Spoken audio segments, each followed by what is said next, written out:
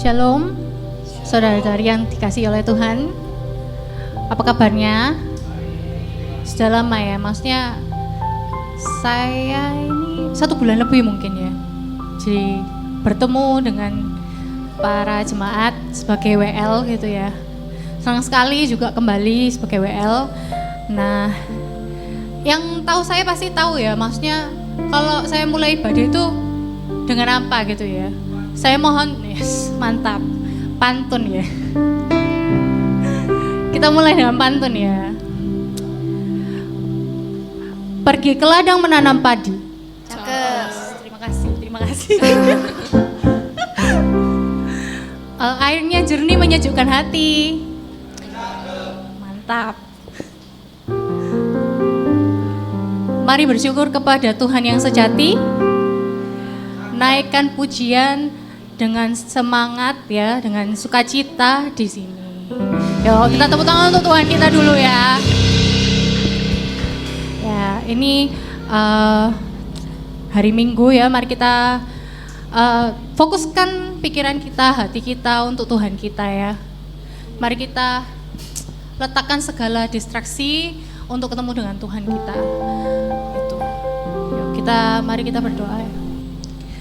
Terima kasih Tuhan, Engkau kembali mengumpulkan kami di sini Tuhan, para jemaat-Mu yang rindu Tuhan akan firman-Mu Tuhan, akan tatap muka dengan Engkau secara langsung Tuhan. Kami mau Tuhan membuka hati kami Tuhan, pikiran kami dan hati kami Tuhan untuk mendengarkan firman-Mu Tuhan. Dan kami percaya Tuhan hadirat-Mu ada di tengah-tengah kami pada hari ini Tuhan. Dan kami mau berdoa Tuhan untuk para jemaat yang mungkin sedang dalam perjalanan Tuhan, yang tidak sabar untuk bertemu dengan Engkau Tuhan. Dan kami Tuhan dengan rendah hati Tuhan dan dengan sepenuh hati kami Tuhan bersiap untuk memulai ibadah kami pada hari ini. Terima kasih Tuhan, dalam nama Tuhan Yesus kami berdoa dan mengucap syukur.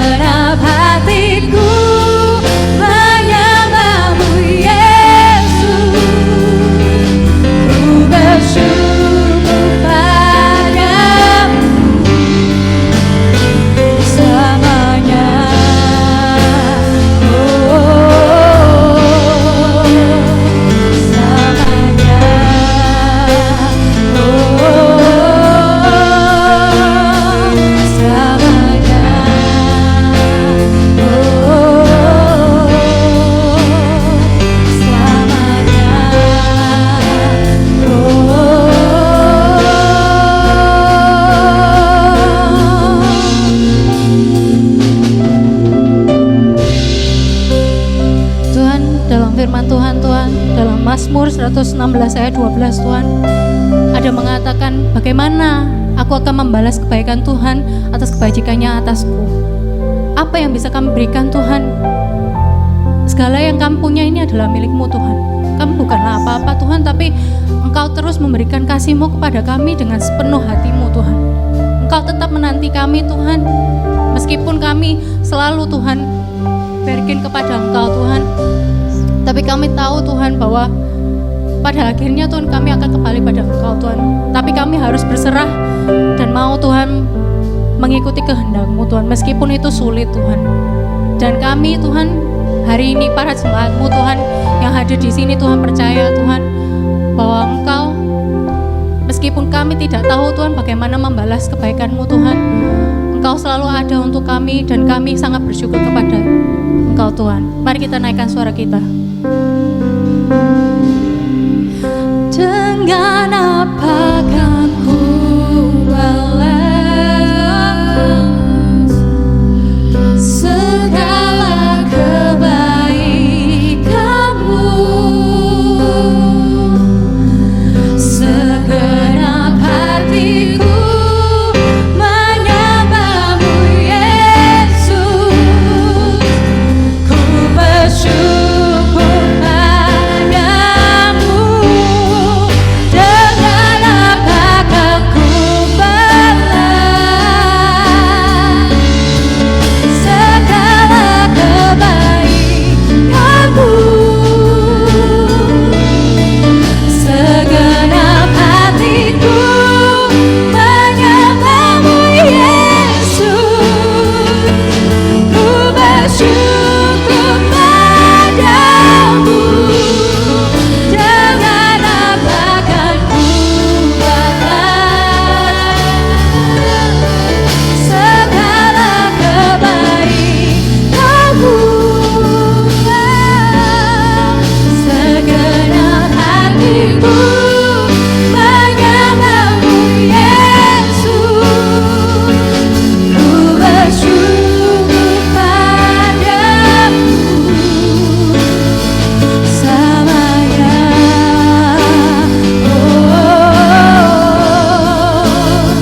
Samanya.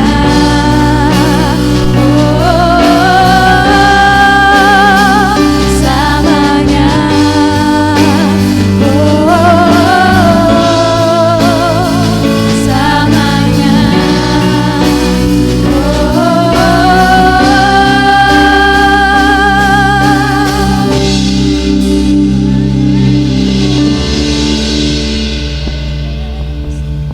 Terima kasih, Tuhan, terima kasih. Ya, selamat datang ya yang baru datang. Yuk, mari bangkit berdiri yuk. Kita sapa kanan kiri kita ya, terus kita bilang Happy Sunday. Tuhan mengasihi engkau, Happy Sunday. Tuhan mengasihi engkau.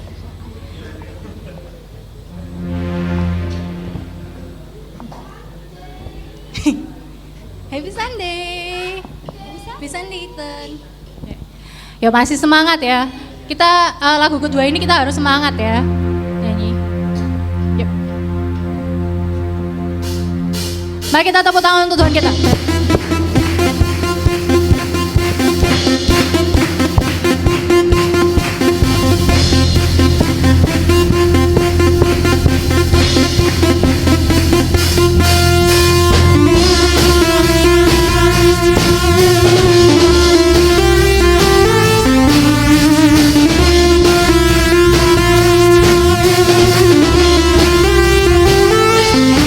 Jiwa bebas terlepas, kuasa mata terhempas.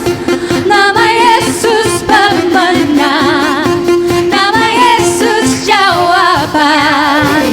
Langkah takkan berhenti, berlari sampai akhir. Surga tinggi namanya, surga aja namanya. Roh Kudus membakar setiap kami. Naikkan pujian mujizat terjadi. Mengalir kuasa-Mu, nyalakan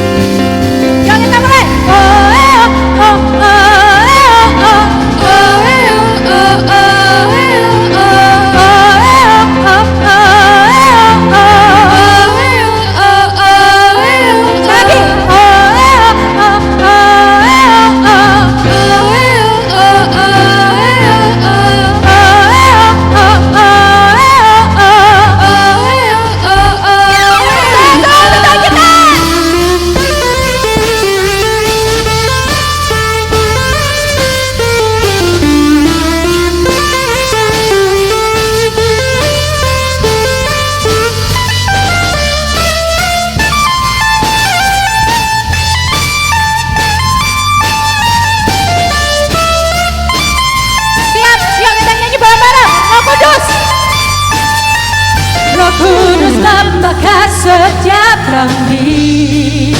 Oh, naikkan pujian mujizat terjadi.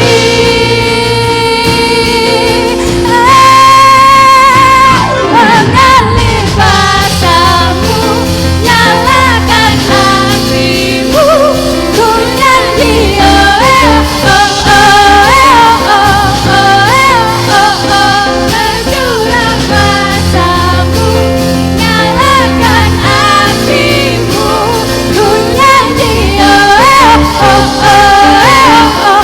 Keajaiban terjadi.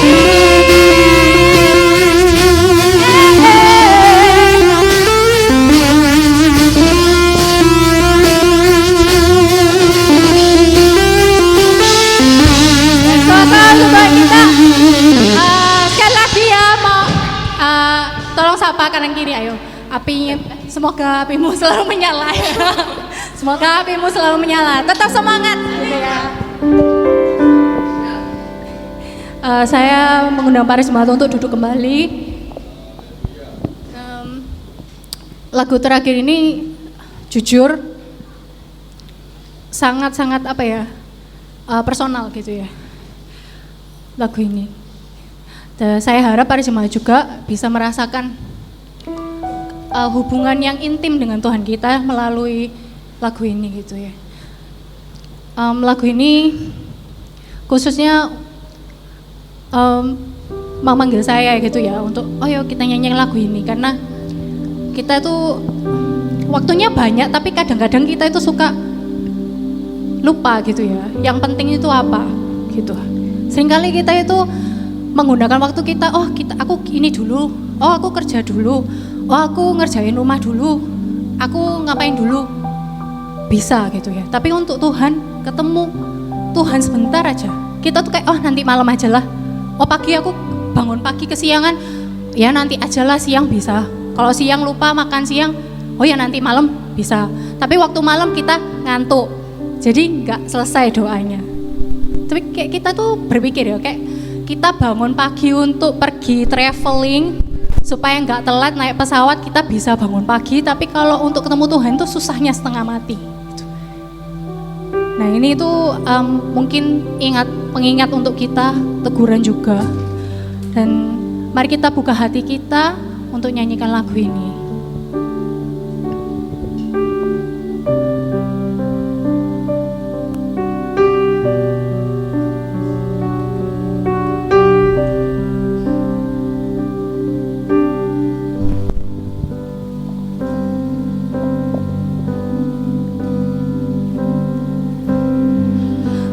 It takes is one moment and just one touch from you. Put aside all distractions. I care for you. I care for you.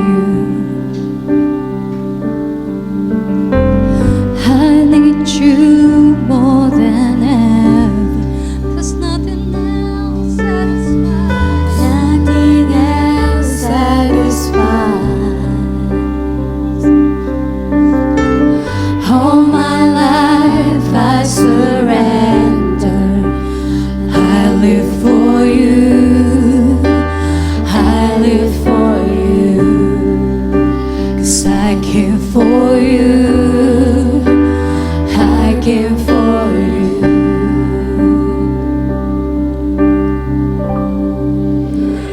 Holy Spirit, you are welcome. Come and move upon this place. We desire an encounter once again.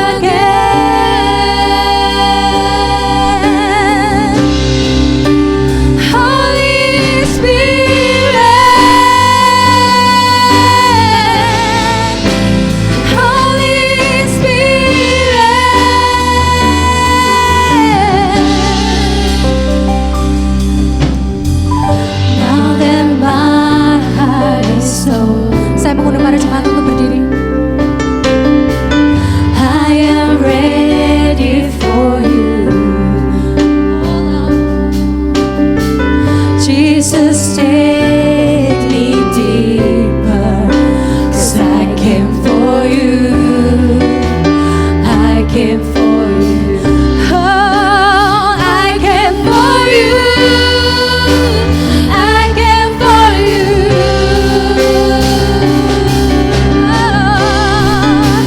Holy Spirit, you are welcome. Come and move upon this place. We desire an encounter us again.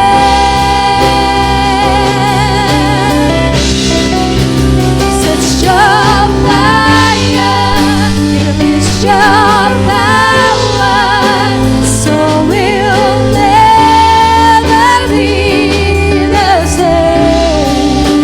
Sweet desire, an encounter once again.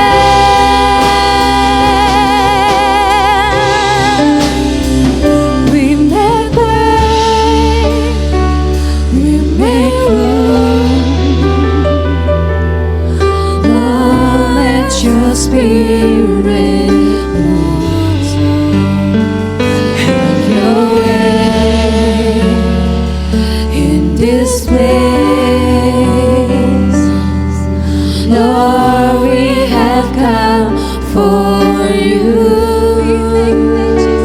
We make way, we make room. Lord, let your spirit move. Have your way in this place. Lord, we have come for you. We make way, we make room, oh God. Lord, let your spirit move. Let your spirit have your way in this place, oh God. Lord, we have come for you.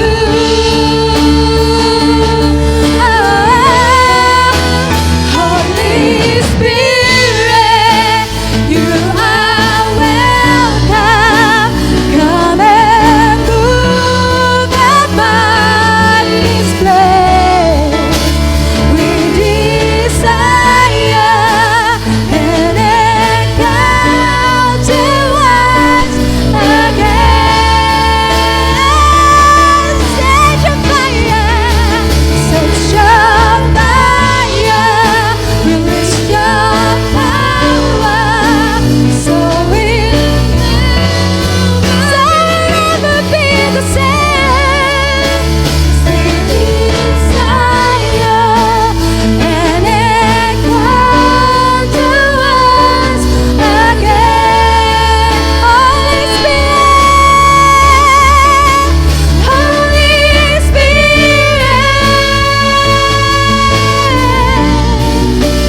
Holy Spirit, Holy Spirit, let you come and move. Holy Spirit,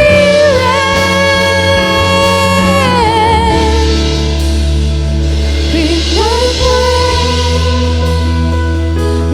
make room.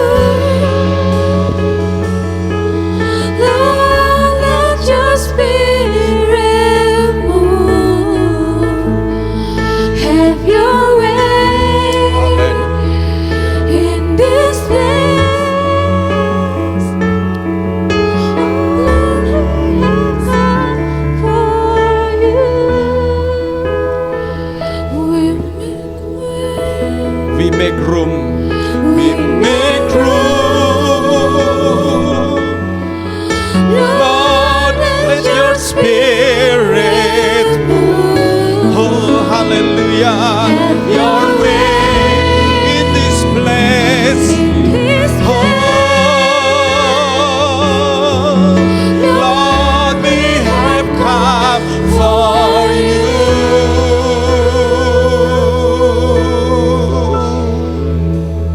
Holy Spirit. Mari kita menyambut Roh Kudus yang sudah dicurahkan bagi setiap orang yang percaya. Untuk setiap saudara dan saya dimampukan hidup sesuai dengan firman-Nya. Karena kalau dengan kekuatan daging, firman ini kita akan manipulasi hanya untuk kepentingan diri kita. Tetapi kalau kita seturut dan tunduk kepada pekerjaan Roh Kudus, maka firman itu akan membentuk hidup kita, akan membawa hidup kita untuk dipulihkan, untuk ditegur, untuk dikoreksi, direvisi, diperbaiki. Haleluya. Oh, haleluya. Amen.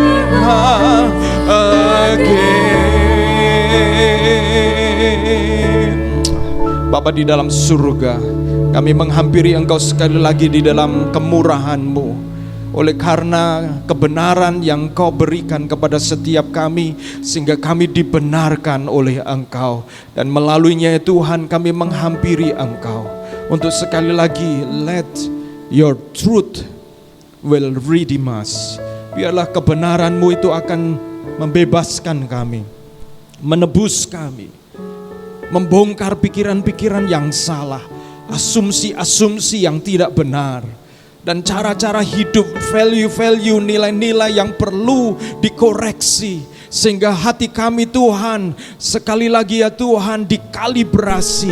Hati kami, hidup kami ditempatkan sesuai dengan ukuran yang benar, sesuai dengan firman Tuhan. Ada banyak hal yang bisa mengoreksi hidup kami untuk kemudian diubahkan, dialihkan dari sasaran, dari tujuan yang benar. Tetapi setiap kali kami datang kepadamu, kami mau mengizinkan Engkau Roh Kudus untuk bekerja di dalam setiap kami. Terima kasih ya Tuhan, hanya di dalam hati yang rendah, di dalam hati yang bersedia, di dalam hati yang menyadari betapa kami rapuh dan rentan. Kami perlu Engkau, kami perlu firman-Mu untuk kami terus di-guide, untuk dipandu, melihat rancangan Tuhan yang indah di dalam setiap hidup kami masing-masing. Terima kasih ya Tuhan, biarlah Engkau berbicara melalui kebenaran firman-Mu. Di dalam nama Yesus urapi setiap kami. Amin, amin, amin. Puji Tuhan. Silakan duduk kembali saudara-saudaraku.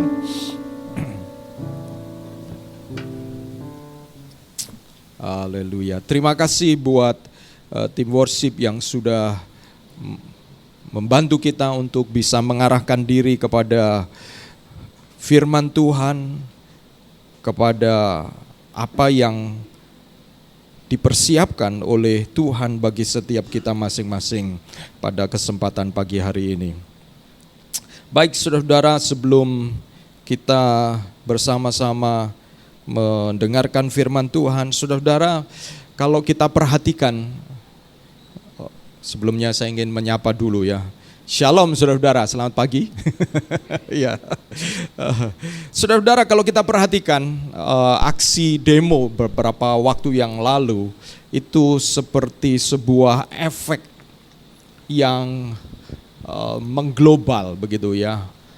Efek yang seperti kalau orang main domino, makanya kemudian disebut efek domino, di mana itu memiliki efek dampak seperti gelombang.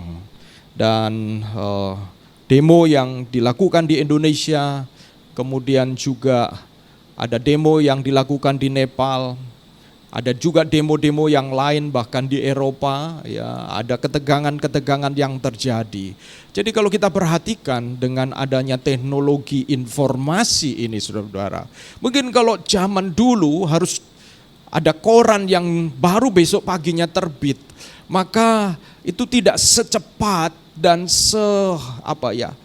seheboh, se-live gitu ya. Begitu live seperti ketika sekarang dengan teknologi informasi.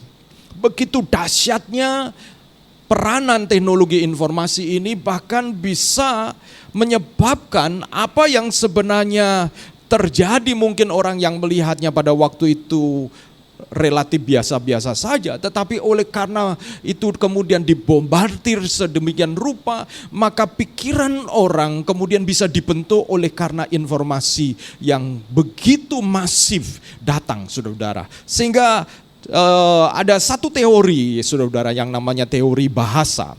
Teori bahasa, saudara-saudara, bahasa atau informasi itu membentuk realitas yang ada, membentuk kenyataan yang ada.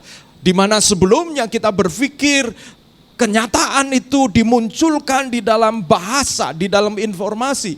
Tetapi di dalam teknologi informasi dengan informasi yang ada, justru informasi yang membentuk kenyataan.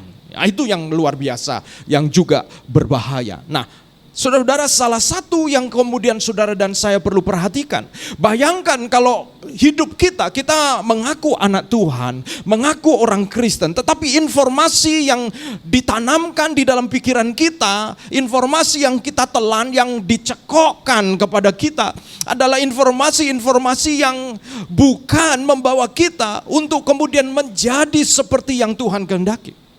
Dengan kata lain, saudara-saudara, maka kita sebenarnya sedang merasa sebagai orang Kristen, merasa sebagai anak Tuhan, merasa sebagai murid Yesus, tetapi realitas, kenyataan yang kita hidupi hari-hari sama sekali jauh dari murid Yesus. Kenapa? Karena informasi yang begitu luar biasa. Jadi, saudara-saudara, itu sebabnya saudara dan saya perlu di dalam kehidupan kita untuk memastikan saudara dan saya punya akses kepada firman Tuhan sehari-hari. Saudara harus punya akses. Oh, saudara-saudara, saya sedang beberapa waktu yang lalu membaca satu buku yang berbicara tentang pemasaran, marketing begitu. Dan di dalam teori marketing tersebut, kita harus, kalau seseorang ingin memasarkan sesuatu, itu harus konsisten, stabil, informasi itu, berita itu terus datang. Kalau tidak, maka akan ada informasi yang lain yang kemudian merebut informasi yang sudah diberikan, dan pada akhirnya tidak terjadi transaksi, tidak terjadi proses jual beli, ya saudara-saudara. Nah, bagaimana dengan iman Kristen kita di tengah-tengah dunia yang begitu luar biasa berebut market, berebut pasar? Saya coba memikirkan kerajaan Allah ini dari sisi marketing, saudara-saudara. Ya. Dari sisi marketing.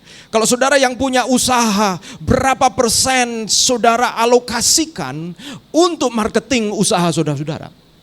Kalau saudara ingin berhasil. Saya yakin saudara ketika kita menyadari betapa kita berada di dunia yang sekarang digital ini, maka salah satu poin yang sangat penting adalah kemampuan untuk menyampaikan informasi di dunia digital yang seperti ini. Tetapi bagaimana dengan gereja? Bagaimana dengan kerajaan Allah? Tegakah kita sebagai warga kerajaan Allah membiarkan informasi kerajaan Allah itu gradually, bertahap, tapi pasti makin lama makin redup, saudara-saudara. Makin lama makin terdengar sayup-sayup berita tentang Injil Yesus Kristus, terdengar sayup-sayup. Nah, kenapa saya bicara luas begini? Karena saudara kemudian akan berhadapan dengan dunia lokal yang saya sebut sebagai family, keluarga. Keluarga, saudara. Nah, inilah yang saya akan bicarakan pada kesempatan pagi hari ini, yaitu Imago Dei atau gambar Allah dalam parenting. Dalam parenting, membentuk generasi dengan martabat ilahi. Saudara-saudara, parenting itu tidak terlepas dari kita. Entah saudara sebagai parent sekarang, atau saudara adalah produk dari parenting orang tua saudara-saudara. Parenting dalam bahasa Indonesia kemudian disamakan dengan namanya pola asuh. ya, pola asuh. Jadi karena agak susah kemudian parenting ini di bahasa Indonesia kan parent orang tua, lalu bahasa Indonesianya mengorangtuai. Begitu ya saudara. Jadi sebenarnya isi parenting adalah pola asuh. Pola asuh. Nah, saya suka bahasa Indonesia ini karena mengasuh ya. Mengasuh, memelihara. Mengasuh itu melibatkan satu proses yang kompleks, yaitu memberi makan, memelihara, memastikan dia bertumbuh dengan baik, karena anak adalah bagian dari hidup kita itu sendiri. Anak adalah wujud dari cinta kedua orang tua, suami dan istri, yang diwujudkan ke dalam anak, saudara-saudara. Dan kemudian sehingga cinta dari kedua orang tersebut, pria dan wanita yang kemudian menjadi papa dan mama, itu mengalami stimulus, mengalami rangsangan, mengalami proses. Ketika saudara punya anak yang sebelumnya hanya berdua, kemana-mana berdua, kemana-mana kalau saudara-saudara pergi, apa yang saudara persiapkan ya cukup untuk saudara-saudara saja. Papa mama ya cukuplah untuk kita. Lalu kita seperti selalu merasa bulan madu begitu. Tapi begitu saudara mulai punya anak, investasi saudara mulai berkurang untuk diri kita. Saudara yang sudah menjalani proses ini, saudara mulai beli tasnya yang saudara tenteng, itu bukan tas kulit lagi, tapi tas yang berisi termos, berisi mungkin pampers saudara-saudara, berisi tisu basah. Sudah lain saudara-saudara. Saudara sudah mulai memproses diri kita dengan sebuah identitas yang baru, yaitu identitas status tahapan anak kita. Ketika baby ya kita bawa itu semua. Tapi ketika mereka bertumbuh, maka kita menjadi lain saudara-saudara. Kursus, mulai les. Kalau dulu mungkin diri kita yang ikut les karena kita mau meningkatkan diri di dalam dunia usaha. Tapi begitu kita punya anak, kita mulai harus memilih dengan sumber daya keuangan yang ada untuk kemudian kita juga mulai mengambil anak kita sebagai bagian dari prioritas. Cinta mulai mengalami metamorfosis, mulai mengalami perubahan saudara-saudara. Cinta di antara dua orang ketika hadir di antaranya anak saudara-saudara, maka kita kemudian bukan hanya dua orang lagi, tapi kita sudah dinilai oleh pihak ketiga, yaitu anak kita. Anak kita kemudian menjadi penilai dari cinta kita. Nah saudara-saudara, berarti kita perlu memperhatikan secara firman Tuhan, secara kebenaran dalam proses pola asuh ini. Nah, saya mengajak kita merenungkan ini. Hidup di kota yang tidak pernah berhenti. Walaupun orang Jakarta kalau datang ke Surabaya mengatakan begini, di Surabaya ini slow. Ya, begitu ya saudara-saudara ya. Kalau saudara tanya orang Jakarta, mereka pace-nya itu begitu cepat. Satu kali ada teman dari Jakarta datang, lalu kemudian kebetulan waktu itu masih di Malang. Dan dia mengatakan, wah Malang apalagi ya saudara-saudara. Surabaya aja dianggap slow, apalagi Malang saudara-saudara. Dia mengatakan jam 9 sudah sepi di Malang. Waduh. Ini di Jakarta ini saya masih di luar, tetapi di Malang susah sudah cari tempat makan. Waktu itu saya ingat hanya yang buka namanya warung subuh itu saudara-saudara. Nah saudara-saudara, walaupun demikian tapi saudara dan saya warga Surabaya mengerti bahwa tetap ada tuntutan-tuntutan orang kota itu kita rasakan di Surabaya ini. Tuntutan kerja dan bisnis, kemacetan lalu lintas. Kalau saudara-saudara mulai punya anak yang harus mengantar anaknya tiap pagi dan jemput pada jam-jam tertentu, saudara, selamat datang di kehidupan pola yang seperti itu. Kalau saudara-saudara, ya kemacetan itu menjadi bagian dari hidup kita. Di tengah segala kesibukan itu ada satu tanggung jawab terbesar yang Tuhan percayakan kepada banyak dari antara kita. Yaitu apa? Menjadi orang tua. Seringkali tanpa disadari pola asuh kita terbentuk oleh tekanan kota besar. Ini perhatikan.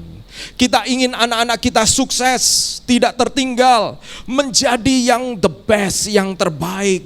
Karena memang rasanya kalau saudara sebagai orang tua, anak saudara dipuji, anak saudara dipanggil maju ke depan karena dapat penghargaan.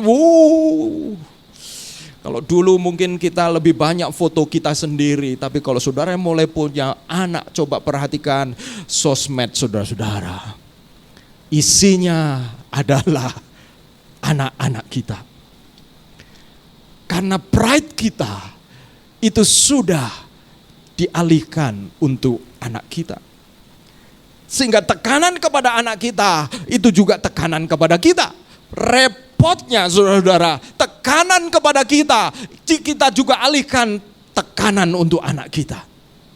Ya, sehingga kadang-kadang itu menimbulkan pola asuh yang kemudian membebani anak karena kita yang sebenarnya yang tertekan, saudara-saudara. Kita yang tertekan, kita yang coba membangun nama, banyak hal yang kita lakukan sebagai respon tekanan kepada kita, lalu kita limpahkan kepada anak-anak kita. Firman Tuhan hari ini mengajak kita untuk melangkah lebih dalam. Kita akan belajar tentang prinsip gambar Allah Imago Dei dalam pengasuhan anak. Bahwa parenting bukan sekedar membesarkan anak, tetapi tentang panggilan ilahi untuk menjadi orang tua rohani bagi mereka. Bekerja sama dengan Allah untuk memuridkan dan mengingatkan seorang manusia kecil akan identitas mereka. Saudara tidak pernah bisa memilih anak seperti apa yang dilahirkan di keluarga kita. Mereka mungkin mirip papanya, mungkin mirip mamanya. Tapi saudara dan saya, bahkan di tengah-tengah teknologi yang maju sekalipun, masih dokter tidak bisa mengatakan bahwa anak ini adalah karena saya yang menghendaki. Ada sekian persen yang walaupun seolah kalau kita bicara persentase, tetapi sesungguhnya secara prinsip tidak bisa kita persentasekan bahwa ada campur tangan Tuhan yang luar biasa dengan kelahiran anak-anak kita. Tapi pagi hari ini saya juga bukan hanya berbicara kepada saudara yang punya anak secara fisik. Karena saya mengajak saudara untuk melihat kebenaran firman Tuhan bahwa soal menjadi orang tua ternyata bukan hanya berbicara menjadi orang tua dengan anak fisik, saudara-saudara. Nah, ini yang kita akan perhatikan bersama-sama. Apa tujuan utama saya membesarkan anak-anak saya? Kalau saya sudah melewati fase-fase yang mungkin saudara sedang jalani, fase-fase anak cari sekolah, ya, sudah lewat masa-masa itu, pergaulan mereka kita pikirkan, pengaruh-pengaruh teman-teman, macam-macam. Dan sudah pada fase di mana anak-anak saya sudah bekerja, mereka mandiri. Kami kadang-kadang sudah talinya itu kalau benangnya itu sudah benang yang lembut tipis gitu ya, tidak tali kapal yang kuat yang mengatakan, kamu nggak boleh ini, kamu nggak boleh. Mereka mulai pilih calon mereka, pasangan hidup mereka. Kita hanya tidak selalu dapat laporan dari mereka, ya saudara. Tetapi saudara, kami menjalankan fase-fase dan sekarang fasenya adalah fase yang tidak setiap hari kami komunikasi dengan mereka. Karena apa? Karena kalau itu yang kami lakukan, saudara, saya menginterupsi Tuhan untuk bekerja melalui value, nilai-nilai yang kami sudah tanamkan. Ya. Nah, mari kita lihat saudara-saudara bahwa mendidik anak bukan soal bagaimana mereka menjadi juara kelas, bagaimana mereka berada di sekolah yang ternama yang membuat kita selalu bangga, atau kemudian saya pernah ketemu dengan seorang bapak yang dengan bangga mengatakan anak saya sekarang bekerja di sini, gajinya lebih besar dari papanya. Wih, persis anaknya duduk di depan dan saya ada di samping. Senang ya, senang. Kenapa? Ya, sebagai orang tua berarti itu masa depan cerah gitu ya. Masa depan cerah karena tahulah bagaimana. Tetapi saudara, saya yakin bahwa ketika gaji sudah tinggi semua, tetapi tetap concern utama adalah apakah anak tersebut mewarisi nilai-nilai yang kita sebagai orang percaya ingin melihatnya terjadi di dalam anak kita. Yang kita perlu perhatikan, yang kadang-kadang selalu atau sering diremehkan adalah nilai kekal dari anak-anak kita. Ada panggilan ilahi bagi kita sebagai orang tua. Jangan tunggu anak kita sulit kita atur baru kita kemudian pusing memikirkannya. Sementara mereka masih kecil, sementara mereka masih belajar pola, tetapkan pola yang benar. Sampai pada satu kali, kalau sekarang anak saya tidak perlu saya telepon tiap hari, saudara-saudara. Saya tidak khawatir, kenapa? Karena saya yakin nilai-nilai yang telah kami tanamkan menolong mereka untuk selalu punya kompas, mengambil keputusan-keputusan yang benar. Jangan tunggu waktu mereka sudah nakal, sudah sulit diatur, baru kita kemudian cari pertolongan, saudara-saudara. Baru kemudian kita cari jalan, macam-macam. Sementara mereka masih melihat kita sebagai orang tua yang menjadi pola panutan, maka saudara-saudara, kerjakan kesempatan itu dengan baik. Anak adalah gambar Allah yang dipercayakan kepada kita, kepada saudara dan saya. Anak-anak adalah gambar Allah yang dipercayakan. Ini adalah sebuah kepercayaan kepada kita semuanya. Di dalam Kejadian pasal 1 ayat 27 dan 28, firman Tuhan mengatakan bahwa manusia itu dijadikan serupa dan segambar. Allah kemudian memberkati mereka. Ayat 28, lalu berfirman kepada mereka, beranak cuculah dan bertambah banyak. Penuhilah bumi dan taklukkanlah itu, berkuasalah atas ikan-ikan dan burung-burung di udara dan atas segala binatang yang merayap di bumi. Perhatikan di sini. Gambar dan rupa Allah diikuti ayat 28 dengan beranak cucu. Gambar dan rupa Allah itu kemudian diikuti dengan proses parenting, saudara-saudara. Proses membawa anak dan cucu keturunan untuk kemudian memenuhi kehendak firman Tuhan, berkuasa. Berkuasa ini bukan dalam pengertian sebenarnya seperti seorang bos begitu, tetapi berkuasa ini dalam pengertian bertanggung jawab atas kuasa yang Tuhan berikan. Manusia diberikan akal yang berbeda dengan binatang. Manusia, sehingga manusia memiliki kemampuan invention, penemuan-penemuan. Binatang, saudara-saudara, walaupun kita kelihatan senang, ada orang utan yang mirip kelakuannya seperti manusia, ya. Tetapi saudara-saudara, mereka tetap tidak merasa hati nurani, mereka terganggu ketika mereka tidak pakai celana. Ya. Tidak bisa dididik, saudara-saudara. Bisa dilatih. Tetapi mereka tetap berbeda dengan kita. Saudara dan saya punya rasa malu.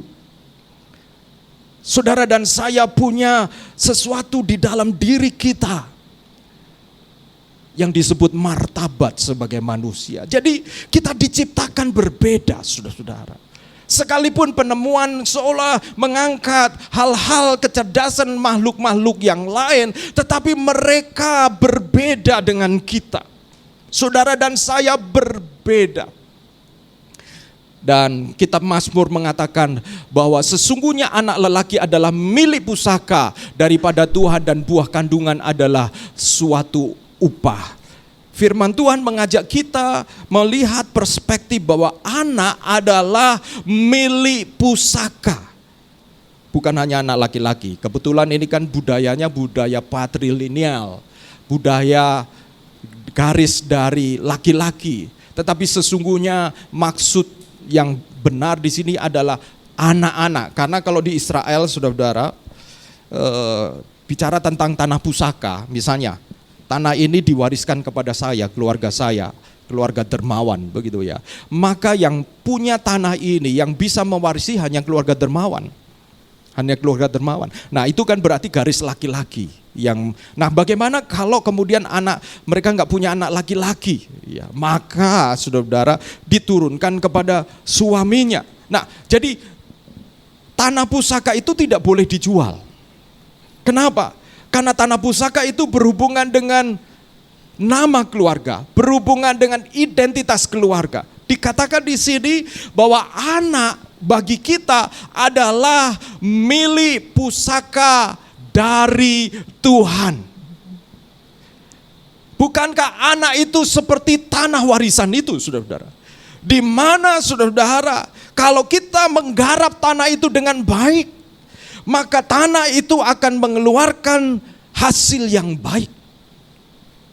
Tapi kalau tanah itu kita biarkan ditumbuhi oleh semak belukar, kita izinkan macam-macam masuk ke anak kita, saudara-saudara, kita tanpa sadar. Saudara-saudara, sebenarnya begini, sebagai orang tua, saya suka kata milik pusaka daripada Tuhan, karena ini sama dengan tanah pusaka konsepnya. Tanah pusaka kita mau diapakan? Kita mau menghasilkan apa? Mau menghasilkan anggur, mau menghasilkan tanaman-tanaman yang bermanfaat. Pastikan benih apa yang kita tanam. Betul ya? Benih apa yang kita tanam.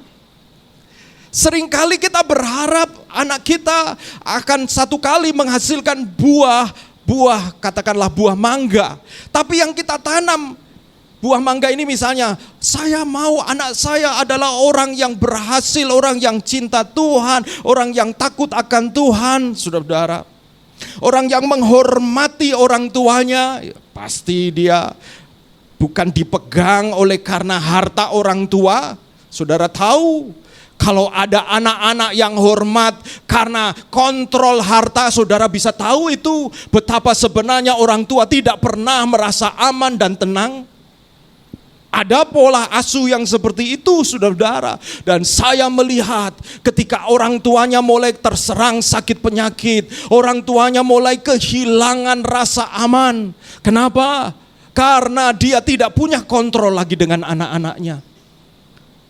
Dan saya melihat oleh karena harta yang sama juga, anak-anak yang tidak takut akan Tuhan, anak yang hanya hormat kepada orang tua karena ada kontrol dengan harta. Begitu harta itu di tangan anak, saya mulai melihat, wow, orang tua hanyalah aset saja. Aset, saudara. Direbut sana, direbut sini karena ada motif-motif di balik itu. Maukah kita jadi orang tua yang sebenarnya deep down di dalam hati kita, mereka anak-anak tidak benar-benar menghormati kita, tapi hanya menginginkan harta kita. Tapi banyak orang ingin anaknya menghormati sampai masa tua dengan genuine, dengan sungguh-sungguh. Tetapi sayang pada waktu mereka kecil, benih yang ditanam bukan benih yang nantinya pada waktu dia bertumbuh adalah benih yang memang mendatangkan rasa hormat. Jadi saudara-saudaraku, kalau saudara perhatikan di sini bahwa anak-anak itu gambar Allah, ada potensi. Dan kalau ada potensi, gambar Allah hanya bisa kembali dipulihkan kalau dipertemukan dengan pemilik gambar itu. yaitu Allah sendiri. Allah sendiri. Saudara-saudara, kami mendorong anak-anak saudara untuk dibawa ke sekolah minggu bukan semata-mata karena pemikiran supaya sekolah minggu kita penuh. Saya sudah punya anak dan anak saya besar. Saya mengerti benar. Kalau saudara lewatkan masa the 5 first year, 5 tahun pertama saudara, anak saudara, dan saudara bizinkan dia lekat dengan hal-hal yang bukan Tuhan. Selamat datang saudara. Saudara akan mulai menuai buahnya. Menuai buahnya. Dan jadi apa yang kami dorong, karena kami yakin dengan firman Tuhan ini. Dan sayangnya saudara-saudara, ada distorsi gambar yang mulia itu. Dosa telah mencemari gambar Allah. Pola asuh duniawi beresiko melestarikan gambar diri yang beresiko dan melestarikan gambar diri yang berdosa ini. Saudara-saudara, ini ada kebenarannya di dalam pasal 5 ayat 3 kitab Kejadian. Dikatakan setelah Adam hidup 130 tahun, ia memperanakkan seorang laki-laki menurut rupa dan gambarnya. Menurut rupa dan gambar siapa ini saudara-saudara? Rupa dan gambarnya. Gambar siapa ini saudara-saudara? Adam. Kalau saudara baca ayat 2 dan ayat 1 di dalam pasal 5, itu seperti pengulangan penciptaan dalam versi yang sangat singkat. Allah menciptakan manusia yang disebut Adam dan serupa dengan Allah. Itu yang pertama. Tetapi waktu ayat 3, setelah Adam umur sekian tahun, 130 tahun, maka ia memperanakkan seorang laki-laki menurut rupa dan gambar Adam yang sudah jatuh dalam dosa. Maka anak-anak manusia adalah keturunan manusia yang sudah berdosa. Anak-anak kita bukanlah satu kertas yang kosong, tetapi di dalamnya ada kecenderungan dari dosa, saudara. So cute. Dan kadang-kadang kita lihat kelihatan begitu polos. Anak ini begitu pure, begitu murni, begitu polos. Ya, kelihatannya begitu saudara. Sampai saudara melihat bahwa kadang-kadang, pernahkah saudara melihat anak yang kemudian begitu mengontrol orang tuanya? Begitu mengontrol anaknya, begitu tidak mau orang tuanya bingung saudara. Ada kecenderungan ego yang luar biasa. Dosa telah mendistorsi gambar Allah ini. Yang menyebabkan anak-anak kita adalah anak-anak yang perlu juga dimuridkan supaya gambar Allah itu pulih. Semakin cepat, lebih cepat, lebih baik. Jangan tunggu mereka sudah mulai punya maunya sendiri, saudara. Sementara mereka masih bisa diarahkan, bawa mereka.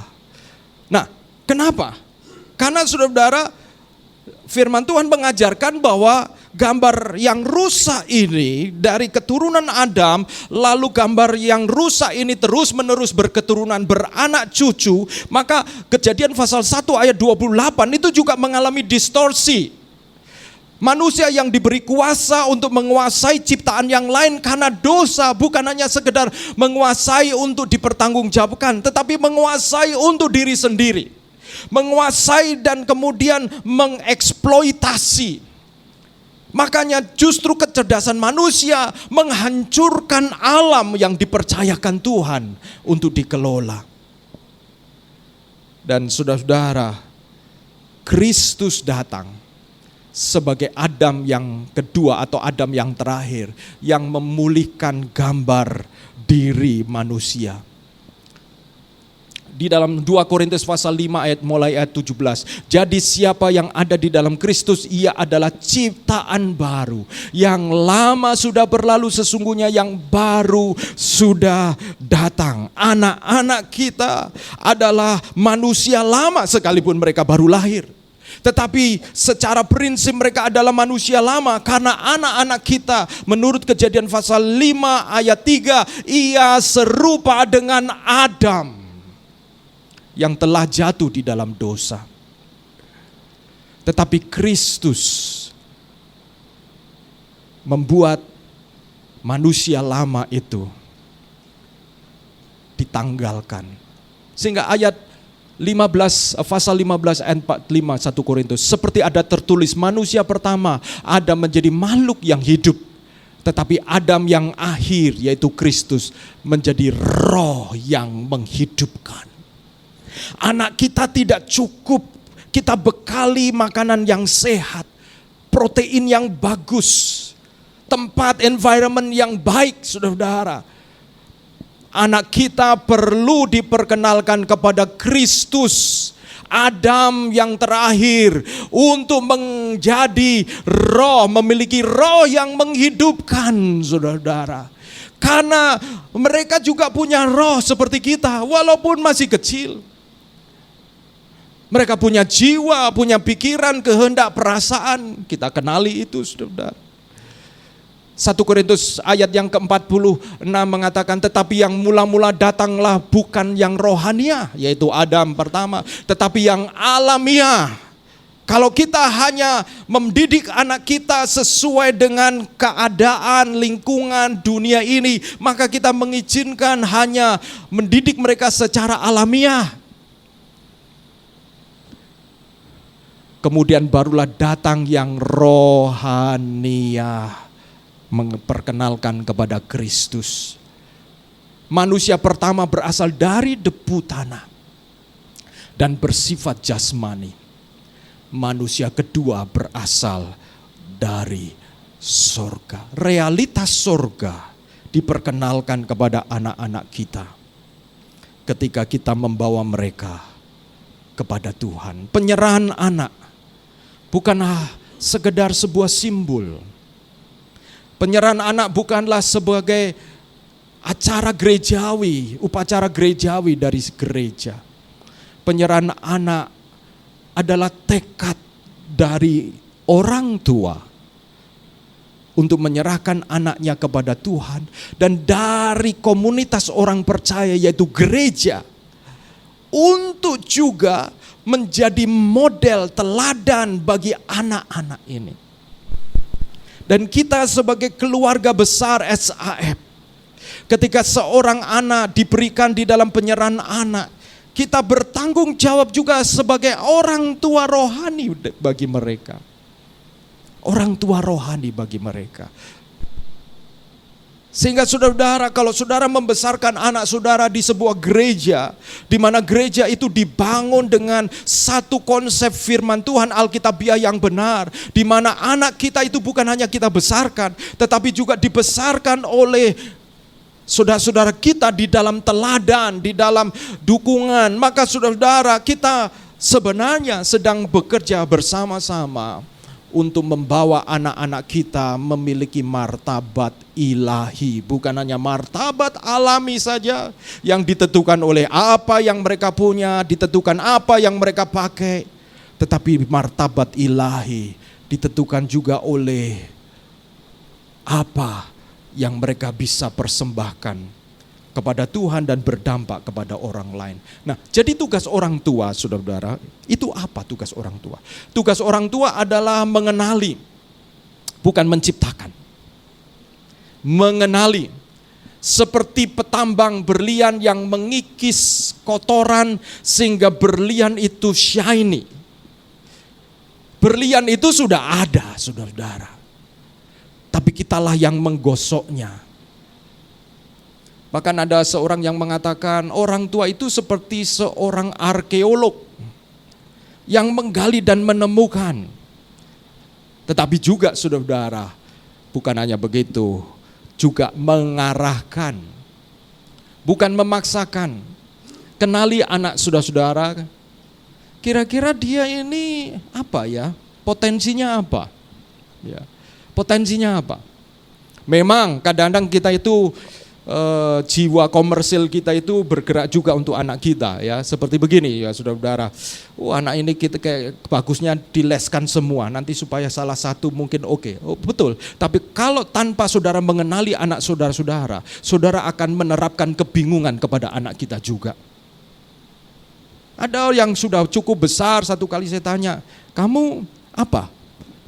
Passion kamu itu apa? Apa? Saya juga bingung Pak, loh kamu ini sudah 23 tahun kok bingung kamu?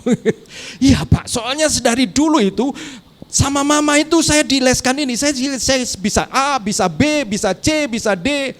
Lalu kamu, saya terus terang Pak, saya bingung. Oke. Nah saudara-saudara, kita perlu sebagai orang tua mengarahkan sesuai dengan bakat dan talenta mereka. Berbicara tentang mengarahkan, berarti kita perlu mengenali anak-anak kita. Saya punya 2 anak saja, saudara-saudara, itu beda. Ya, 2 anak saja beda. Ya, sifat mereka berbeda. Axel dan Kevin. Memang saya dan Ibu Lili, kami perpaduan.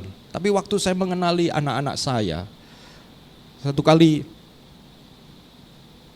kalau Axel, dia seperti sejak awal dia tahu apa yang dia mau. Tapi pada titik-titik tertentu anak saya ini, kalau yang pertama, untuk hal-hal yang lain dia tidak terlalu terlalu punya keputusan.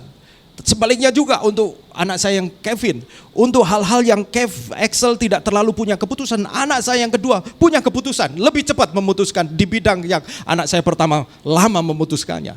Tapi di bidang yang lain, anak saya yang pertama lebih cepat memutuskan, Kevin lebih lambat. Nah, satu kali waktu mau kuliah, saya biasanya pandu anak-anak saya. Ya, setiap fase hidup mereka saya pandu mereka, saya kenali mereka.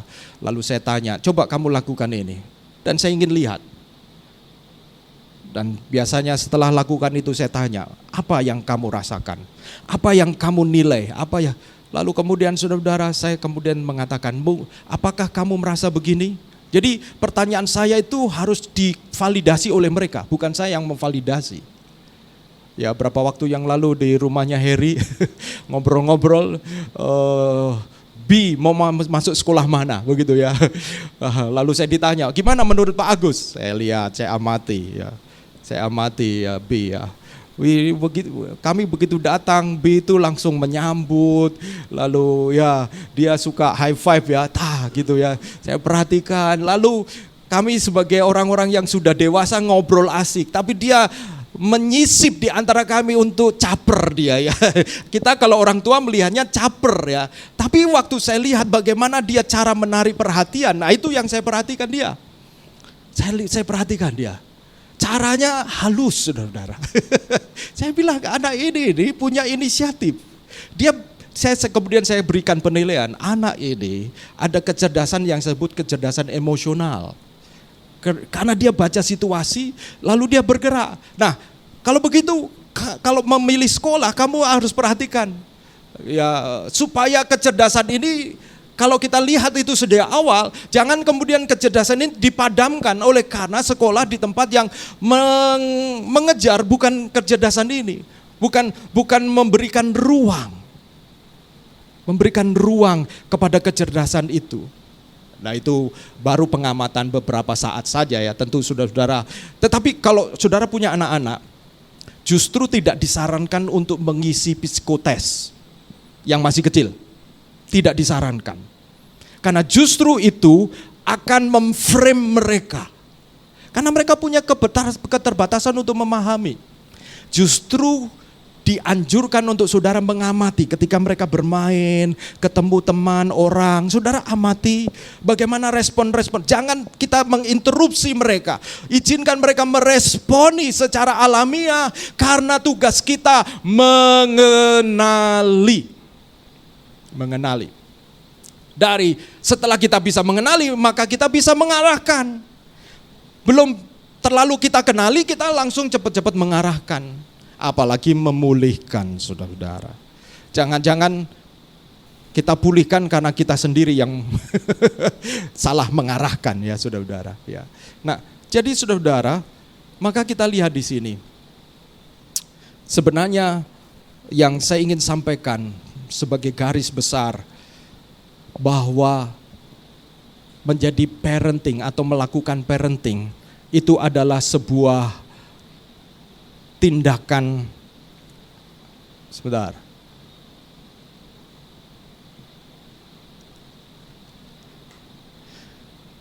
tindakan memuridkan. Tidak terbatas kepada saudara-saudara yang punya anak. Karena saya mau menghubungkan di akhir ini apa yang dikatakan oleh Allah di dalam Kejadian pasal 1 ayat 28. Maka Tuhan memberkati mereka dan berkata, beranak cuculah. Bagaimana dengan mereka yang tidak menikah, yang tidak bisa punya anak dan cucu? Bagaimana mereka dengan mereka yang tidak dikaruniai keturunan?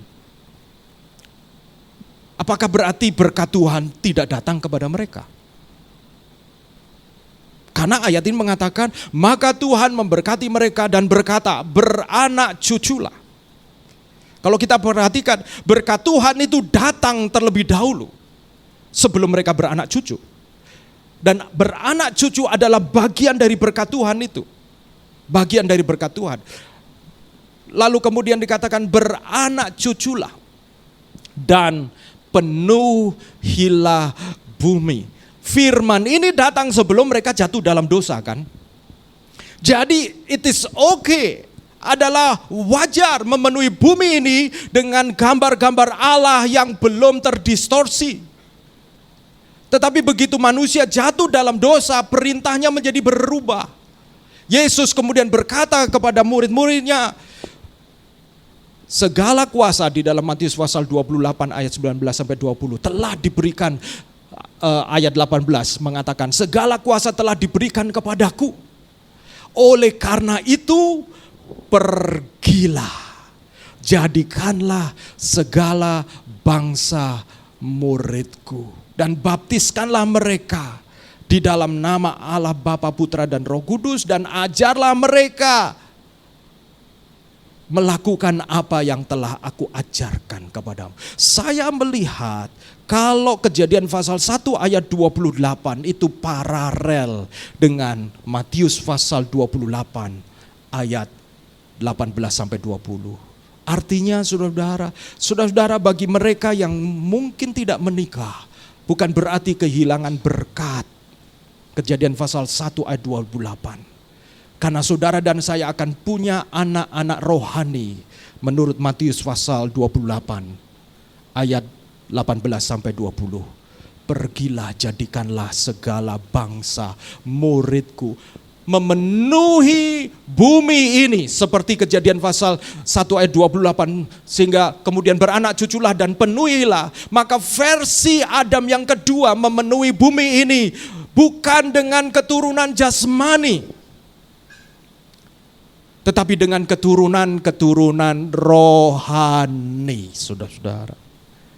Karena pergilah, jadikanlah segala bangsa muridku. Jadi kalau saudara yang sudah dikarunia anak, saudara sebenarnya masih memenuhi tahap pertama beranak cucu, tetapi pastikan saudara juga menjadi orang tua rohani bagi anak-anak saudara-saudara. Karena ada perintah amanat yang kedua, go and make disciple. Bagi mungkin orang-orang yang tidak menikah dengan apapun alasannya, berselibat atau apapun, tetap berlaku.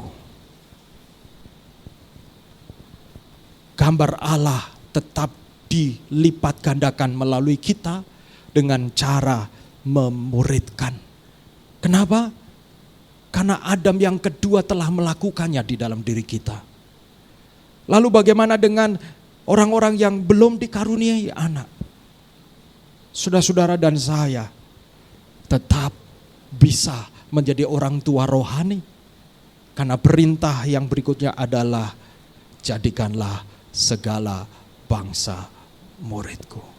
Mari saudara-saudara, saya mengajak kita untuk kita punya pemahaman yang sama. Lantai 6 dibuka, kita sulap dari dapur yang tadinya berisi freezer yang gede-gede. Dan akhirnya ya puji Tuhan, Henry dan anak buahnya bisa mengangkat itu semua. Dan akhirnya ditaruh di gudang. Kita sulap. Tadinya masih ada tempat pembuangan asap yang gede di ruang samping. Ibu Lili selalu melihat itu dan gelisah. Ini kalau jadi kelas gak mungkin ini. Anak-anak gak setinggi ya gurunya, tapi kayaknya nyesek gitu. Lalu Ibu Lili punya ide. Gimana kalau kita bicara dengan pemilik kabinet ini cerobongnya dihilangkan. Loh, saya ini sebagai gembala itu, aduh gimana, kita sudah diberi ruang dapur itu sudah cukup bagus. Sekarang kalau benar-benar dihilangkan berarti kan mengubah planning mereka sama sekali. Mereka tidak akan pernah punya mimpi ada kafe di gedung ini kan. Jadi itu sebabnya saya merasa dalam bahasa Inggris uneasy, gak nyaman. Ibu Lili terus mendorong saya, memprovokasi saya. Saya sampaikan sampai kemudian ketika anak-anak mulai crowded di samping itu, saudara-saudara, saya sampaikan kayaknya kita harus, gak mungkin percuma kecuali cerobong itu dihilangkan. Akhirnya saudara-saudara, saya telepon dan bicara. Kami ingin ruangan ini menjadi ruang yang lebih proper buat anak-anak. Ada ruang untuk nursery, ya mau ganti popok, mau ganti pampers itu ada ruang sendiri, mau memberi ASI walaupun kecil, tapi harapannya cukup private. Tapi ada ruang samping ini yang ada cerobongnya. Bolehkah dibongkar? Nanti kalau memang mau dipakai lagi, kami bersedia memasangnya kembali. Walaupun setelah ada orang yang melihatnya, Pak, kayaknya setelah dibongkar nggak mungkin dipasang lagi. Nggak apa-apa, kita sudah omongkan begitu. Dan saudara-saudara, mereka investigasi waktu datang, lalu saya bicara, gimana ini? Sudah telepon, tapi waktu keluar benar-benar dari mulut nih kayak berat. Tapi puji Tuhan ya, karena kalau sudah keluar, kata-kata membentuk realitas kan begitu ya. Jadi oh ya. Akhirnya saudara-saudara dihilangkan. Untuk apa sih itu saudara-saudara? Untuk apa? Karena saya percaya amanat agung bagi kita semua. Pergilah, jadikanlah segala bangsa muridku, termasuk anak-anak kita. Saya bersyukur saudara-saudara yang kemudian menempel ada frame-frame di samping itu ya. Mungkin mereka belum bisa mengerti frame itu kata-katanya ya. Bahasanya belum mengerti. Ya itu untuk Raise Up ya. Raise Up itu lantai 6 saudara, itu milik Raise Up juga. Tapi saudara, saya mau tanya saudara, adakah ingatan-ingatan masa kecil saudara yang itu terus mempengaruhi saudara? Bagaimana saudara diterima, bagaimana saudara diperlakukan, itu mempengaruhi kita. Dan kita ingin anak-anak kita dimuridkan. Jadi kalau orang tua, saya memberikan encouragement kepada para orang tua. Ketika saudara-saudara bangun pagi-pagi mempersiapkan anak-anak saudara-saudara, itu adalah pelayanan yang luar biasa.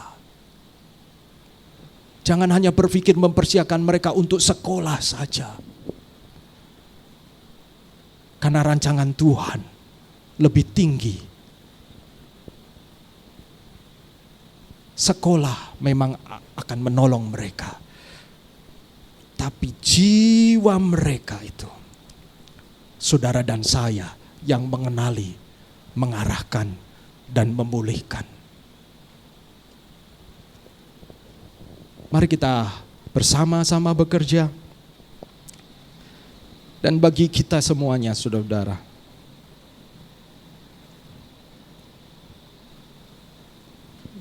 sudah punya anak, belum punya anak, kadang-kadang secara sosial mengukur orang dengan hal-hal itu. Tapi saya mau tegaskan sesuai dengan firman Tuhan. Tuhan mengukur kita bagaimana kita dipakai Tuhan memuridkan, memulihkan gambar dan citra Allah yang rusak di dalam diri anak-anak dan generasi-generasi yang akan datang. Pelayanan saya selain di SAF, saya juga menjadi ketua sebuah sekolah. Mereka yang masuk sekolah teologi itu berbagai macam latar belakang, saudara-saudara. Ada yang latar belakangnya baik, ada yang latar belakangnya hancur. Dan ketika mereka sekolah, mereka mulai bersosialisasi, baru mulai kelihatan. Ada crack di sini, ada crack di situ. Tapi kami menyediakan namanya Empowerment Counseling Center. Boleh datang untuk berkonseling, karena kami terpanggil. Kalau mereka satu kali menjadi hamba Tuhan, mereka menjadi hamba Tuhan yang tahu bahwa mereka juga perlu memulihkan orang lain karena hidup mereka dipulihkan. Kiranya Tuhan menolong kita menjadi SAF, House of Restoration, rumah pemulihan. Mari kita berdoa bersama-sama. Saya mengundang untuk pemain musik maju ke depan.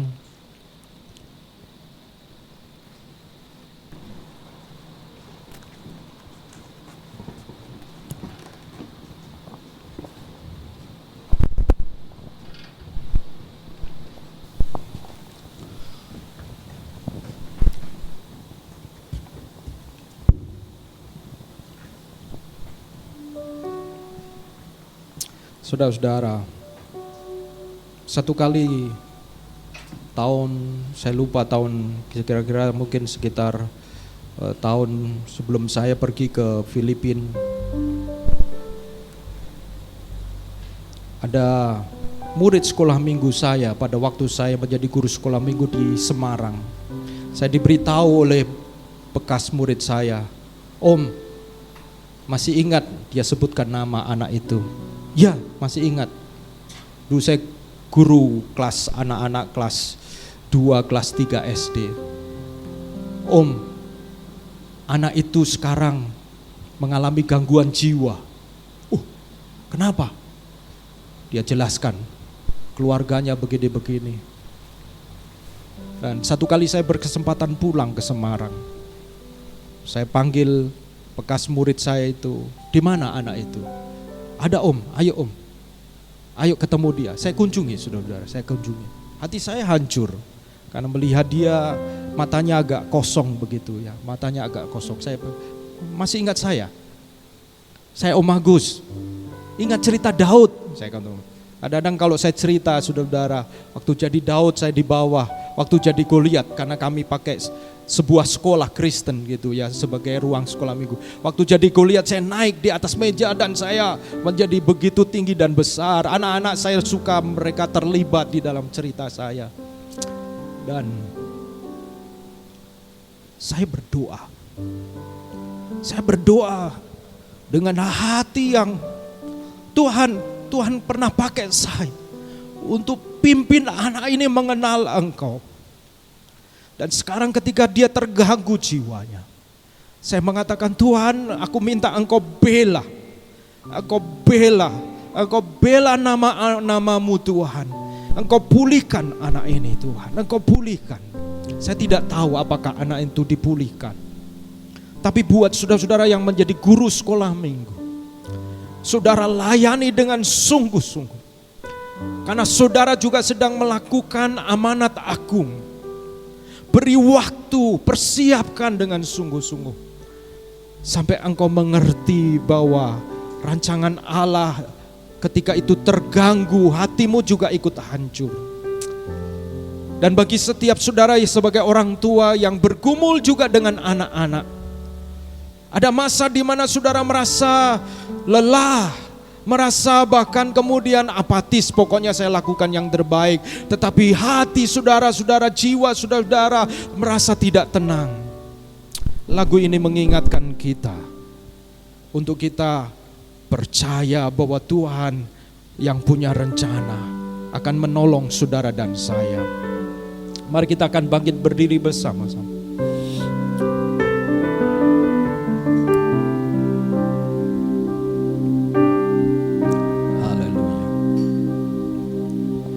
Dalam segala perkara Tuhan punya rencana yang lebih besar dari semua yang terpikirkan. Apapun yang kau perbuat, apapun yang kau berbuat, tak ada maksud jahat, sebab itu ku lakukan semua denganmu Tuhan.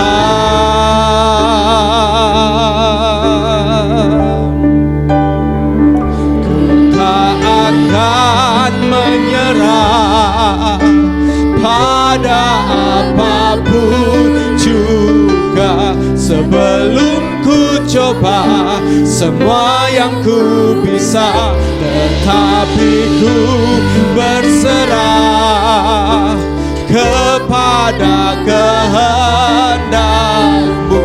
Hatiku percaya Tuhan punya rencana. Saudara-saudara, sebelum kita nyanyikan pujian ini, adakah di antara saudara-saudara yang sehubungan dengan firman Tuhan ini, firman Tuhan berbicara kepada saudara-saudara? Adakah di antara saudara-saudara sebagai orang tua, saudara sedang bergumul, menggumuli anak-anak saudara di hadapan Tuhan? Saudara-saudaraku, Tuhan memberkati saudara dengan berkata beranak cucu, berarti saudara-saudara diberikan kuasa untuk menolong mereka. Karena Yesus berkata segala kuasa telah diberikan kepadaku. Andalkan kuasa Tuhan, andalkan Tuhan di dalam mendidik anak-anak kita, baik mencari penghidupan, memberikan sekolah yang terbaik. Apa yang saudara anggap baik, jangan lupa andalkan Tuhan. Andalkan Tuhan. Ada orang-orang yang telah dipercaya oleh Tuhan. Kalau Tuhan yang mempercayai saudara-saudara, andalkan Tuhan, sebab Dia yang menaruh kepercayaan itu kepada saudara-saudara. Bagi saudara-saudara juga yang belum dikaruniai keturunan, saudara-saudara jangan khawatir. Firman Tuhan juga datang kepada saudara-saudara untuk tetap saudara menjadi orang tua yang baik, menjadi orang-orang yang dipakai untuk memuridkan orang lain, melihat mereka yang lebih muda secara rohani, yang perlu figur, perlu model. Be blessing, jadilah berkat, saudara. Jadilah berkat bagi semua kita, bagi generasi-generasi muda, saudara. Saudara terlibat juga menjadi parenting, menjadi guru sekolah minggu, menolong pelayanan anak-anak. Saudara-saudara terlibat, dan melaluinya saudara-saudara juga akan dibawa, dipulihkan oleh Tuhan. Dalam situasi apapun juga, mari kita datang kepada Tuhan melalui pujian ini dengan berkata, ku tak akan menyerah Tuhan dengan apapun juga, sebab aku percaya Engkau punya rencana. Tuhan punya rencana yang melebihi pikiran kita, melampaui kemampuan kita. Tuhan tetap punya rencana. Ku tak akan menyerah pada apapun juga, sebelum ku coba semua yang ku bisa, tetapi ku berserah kepada kehendak-Mu. Hatiku percaya Tuhan Tuhan punya rencana. Sekali lagi, ku tak akan menyerah pada apapun juga. Sebelum ku coba semua yang ku bisa, tetapi ku berserah kepada kehendakmu. Hatiku percaya Tuhan punya rencana. Hatiku percaya, hatiku percaya Tuhan punya rencana. Hatiku percaya Tuhan punya rencana. Kami mengucap syukur ya Tuhan, Engkau yang sudah menciptakan manusia dan memberikan manusia kemuliaan.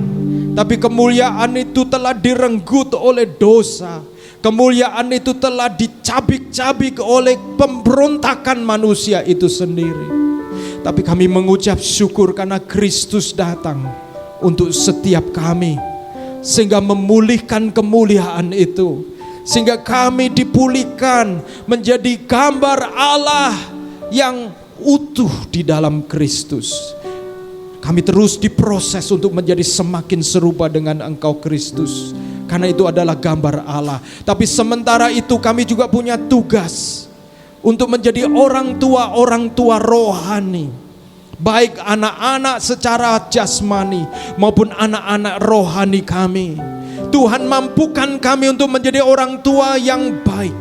Mampukan kami untuk menjadi orang tua yang benar. Mampukan kami untuk menjadi orang tua yang diberi kuasa oleh Roh Kudus untuk menuntun, mengenali anak-anak kami dan membawa mereka mengalami Tuhan, dipulihkan gambar dan diri mereka serupa dengan Allah. Kami mau berdoa, Tuhan, Kau menolong setiap orang tua dari jemaat-jemaat ini yang menjadi orang tua. Tuhan, Engkau menolong mereka.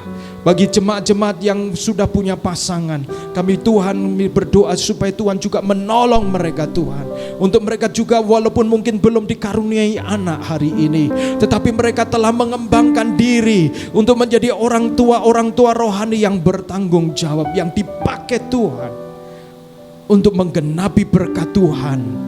Beranak cuculah secara rohani dan penuhilah bumi dengan wajah, dengan gambar-gambar Allah melalui pemuritan. Terima kasih Tuhan buat Jude, kami berdoa supaya Tuhan pakai mereka juga Tuhan, untuk memenangkan generasi mereka, generasi yang dipulihkan gambar dan rupa Allah yang telah terdistorsi, rusak di dalam hidup orang-orang yang ada di sekitar mereka. Pakai setiap kami, demi nama Yesus kami bersyukur dan berdoa. Amin. Tuhan Yesus berkati. Saya persilakan Henry untuk sampaikan pengumuman.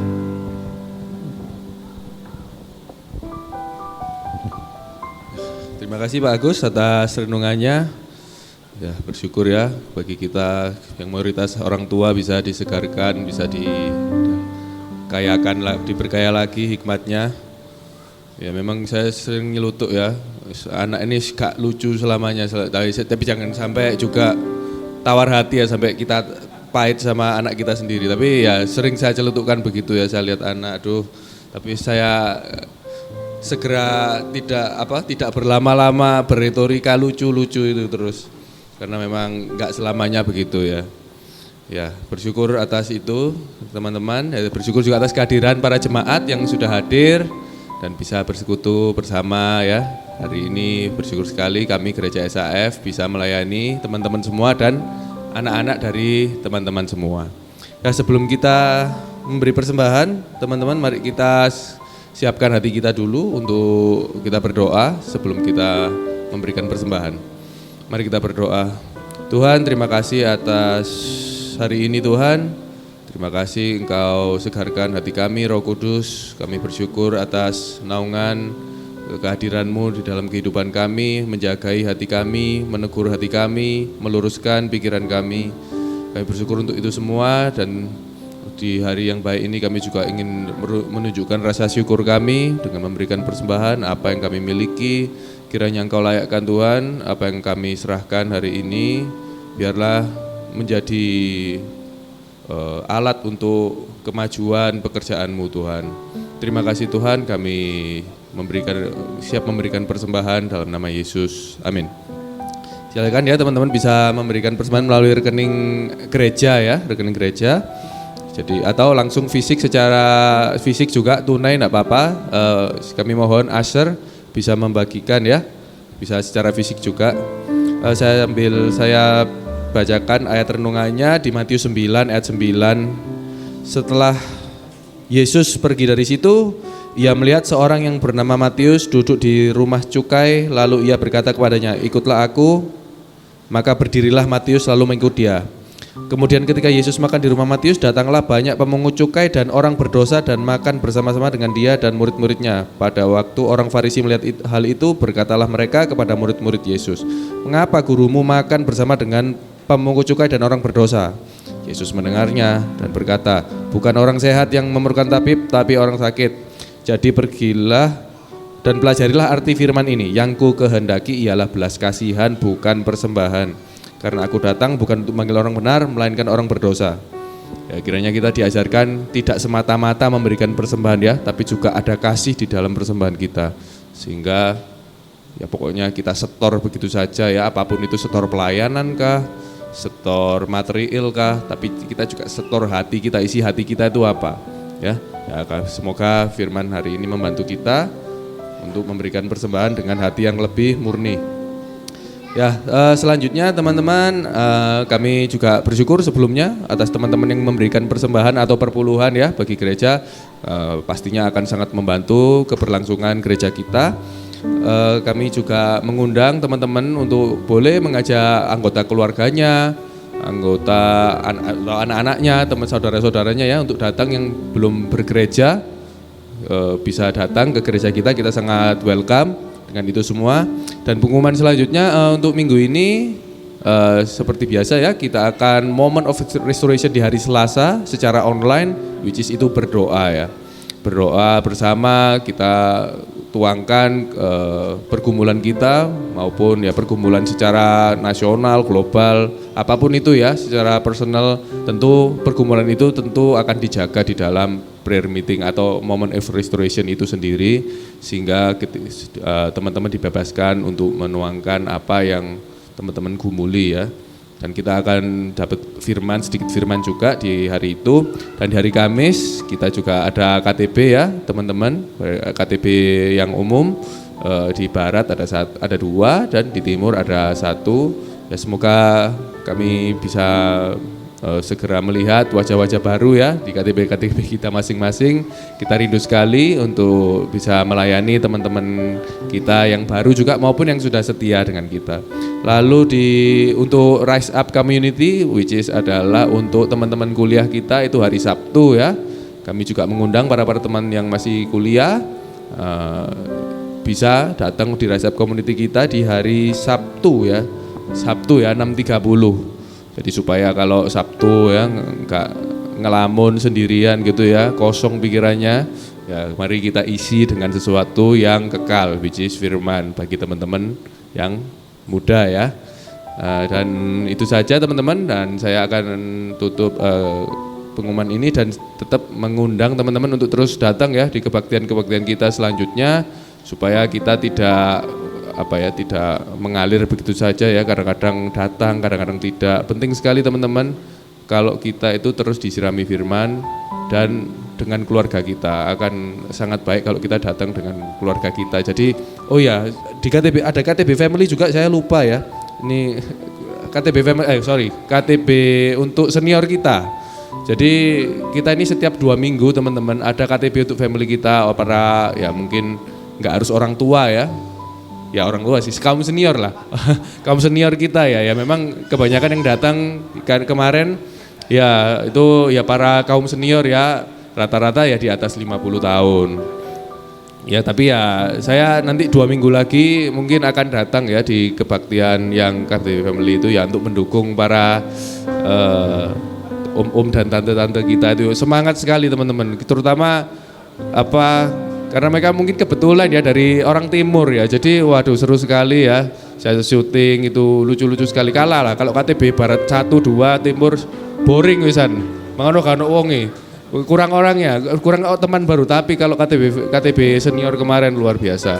Raymond saja, tidak mampu mengimbangi energi kemarin ya. Ya kami bersyukur atas adanya KTB untuk kaum senior ini ya, orang tua kita, om kita, tante kita, bersyukur banget. Ya itu aja teman-teman, semoga kita bisa ketemu terus ya setiap minggu di KTB maupun di kebaktian. Saya kembalikan pengumuman ini ke Pak Agus. Makasih Henry. Ya saudara-saudara, kalau ingat dulu kita KTB ya, kita makan bareng, kemudian olahraga bareng. Nah, yang tua-tua ini kan nggak bisa ya begitu ya, tapi saya ternyata menemukan banyak di antara mereka yang senamnya itu dengan tari poco-poco ya. Makanya setelah KTB kemudian diberi kesempatan dan luar biasa. Kemarin ada ai-ai yang umurnya sudah 76 atau 78 tapi masih ingat. Saya tanya, ai itu apa? Ini caca-caca Jakarta. Wih, lalu itu apa? Ini kalipso. Itu bisa langkah kaki ke depan 2 kali, mundur ke 4 kali begini. Saya bilang, koordinasi masih bagus ya. Jadi saudara, jangan kalah KTB-KTB yang lain. Saudara tidak harus poco-poco, tapi akhirnya itu menghidupkan suasana untuk kita bisa lebih terbuka satu dengan yang lain. Nah, kayaknya Tuhan tolong, mari kita bangkit berdiri, kita mengakhiri ibadah kita. Terima kasih buat kehadirannya. Saya juga melihat dari youth ada yang baru ya kelihatannya. Sebelahnya Geraldi, siapa namanya? Ya, Immanuel. Selamat datang Immanuel. Ya, berikan aplaus untuk Immanuel. Selamat datang juga untuk saudara-saudara yang sudah datang minggu yang lalu. Ya, ada juga yang mau pelayanan. Nanti David siap untuk mengadakan filter nih. Ada yang bisa main bass nih. Nanti Oktober saudara-saudara kami akan merencanakan untuk mengadakan pre-encounter buat saudara-saudara yang akan terlibat pelayanan maupun sudah pelayanan tetapi belum pernah terlibat di pre-encounter. Kami ingin memberikan pembekalan supaya kita punya nilai-nilai yang sama. Tetap semangat, Tuhan memberkati kita. Mari kita akan akhiri ibadah kita pada kesempatan siang hari. Saya juga mau welcome Jane, istri dari Michael, dan juga Clovis. Hai Clovis. Wow, ya. Selamat datang. Terima kasih saudara-saudara. Ya Clovis. Ya sudah Clovis. Ya, dan juga saudara-saudara yang setia hadir pada kesempatan hari ini. Saya minta tolong untuk leading bisa menutup di dalam doa. Mari kita berdoa. Bapa, kami mengucap syukur ya Tuhan pada pagi hari ini Tuhan, Kau telah mereminder kami lagi ya Bapa. Kami Tuhan sebagai ambasador-Mu ya Bapa, membawa rupa dan gambar-Mu terus ya Tuhan. Kiranya ya Bapa, kami juga mendidik Tuhan anak-anak kami ini ya Bapa, agar mereka ingat ya Tuhan penciptanya siapa ya Bapa, dan terus menanamkan nilai-nilai Yesus Tuhan di dalam kehidupan mereka ya Bapa. Kau yang berikan Tuhan hikmat dan kebijaksanaan kepada setiap orang-orang tua ya Tuhan dalam mendidik anak-anaknya ini ya Bapa. Memberikan pendidikan yang terbaik Tuhan, dan tidak lupa ya Bapa terus mengajarkan firman-Mu Tuhan dan dipraktekkan dalam kehidupan di keluarga masing-masing ya Bapa.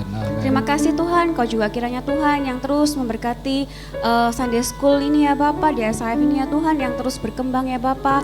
Kami mengucap syukur Tuhan untuk setiap anak-anak yang dipercayakan ya Bapa. Kami mau mendoakan terus untuk tumbuh kembangnya setiap anak-anak ini ya Bapa, agar kiranya mereka boleh terus mengenal Engkau ya Bapa, dan semakin tertanam di dalam Engkau ya Tuhan. Terima kasih ya Bapa, Engkau juga berkati Bu Lili Tuhan yang menggembalakan Sunday School ini ya Bapa. Kau yang terus berikan insight-insight bagi Bu Lili Tuhan dalam mencari ide-ide ya Tuhan untuk bahan-bahan Sunday School ya Bapa. Kami menyerahkan sepenuhnya ya Tuhan dalam tangan-Mu saja, dalam nama Tuhan Yesus. Haleluya ya Tuhan. Saudaraku yang kekasih, angkatlah tanganmu dan terimalah berkat Tuhan. Tuhan menyinari engkau dengan wajahnya dan menghadapkan wajahnya kepadamu, memberikan engkau kasih karunia dan damai sejahtera. Dilimpahilah engkau dengan kekuatan yang baru, dan dipenuhilah engkau dengan pengharapan yang hidup di dalam Tuhan. sehingga hidupmu akan terus bercahaya dan menjadi terang bagi dunia ini, dan kehadiranmu akan membuat rasa sedap karena engkau menjadi garam. Sementara itu terjadi, biarlah Roh Kudus menguatkan engkau. Diberkatilah rumah tanggamu, diberkatilah hubungan-hubunganmu, diberkatilah anak-anak dan keluargamu, diberkatilah pekerjaanmu, diberkatilah studimu, dan bahkan diberkatilah masa depanmu. Orang-orang yang kepadanya engkau sedang berdekatan, diberkatilah hubungan-hubungan itu untuk terus dimurnikan, dibawa kepada Tuhan. Dan terimalah seluruh berkat ini di dalam damai sejahtera Allah Bapa, kasih sayang dari Tuhan Yesus Kristus, dan penghiburan oleh karena Roh Kudus menyertai engkau dan saya mulai hari ini sampai Maranatha. Yesus menjemput kita semua yang setia. Yang percaya katakan amin. Jadikan aku indah yang kau pandang mulia, karyamu di dalam hidupku, ajarku berharap hanya kepadamu, taat dan setia kepadamu Tuhan. Jadikan aku indah yang kau pandang mulia, di dalam hidupku, amin. Ajarku berharap hanya kepadamu, taat dan setia, taat dan setia, taat dan setia kepadamu Tuhan. Amin, amin. Happy Sunday. Tuhan Yesus berkati kita semuanya.